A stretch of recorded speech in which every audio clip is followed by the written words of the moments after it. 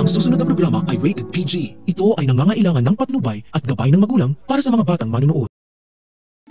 Ang buong akala ni Manuel wala nang magagawa si Jessica na pigilan ang masamang plano niya kay Manuel. Ang hindi niya alam, may isang tao pala na tutulong kay Jessica. Mukhang nawawalan na ng pag-asa si Jessica na iligtas ang tatay Manuel niya laban sa kasamaan ng nanay niyang si Hazel matapos na kunin ang cellphone niya at SIM card nito. Ang cellphone sana ni Jessica ang tanging pag-asa niya para makahingi ng tulong sa tita Felma niya para matapos na ang paghihirap nila ng tatay niya sa mga kamay ni Hazel. Hanggang sa maalala ni Jessica si Aling Ninita, ang kapitbahay nilang may sari-sari store dahil natandaan niyang concern si Aling Ninita nang una siya nitong makita.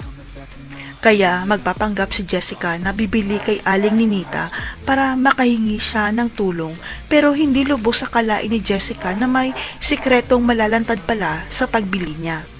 Dahil ang hindi alam ng lahat, si Aling Ninita pala ay ang tunay na ina ni Joel at magkakabata pala ang anak niya at si Hazel at sabay pa silang pumunta ng Saudi noon. Matapos na malaman ni Aling Ninita na bumalik si Hazel sa lugar nila at kasama pa nito ang anak niya, dali-dali niyang tinawagan si Joel para ibalita na bumalik na si Hazel.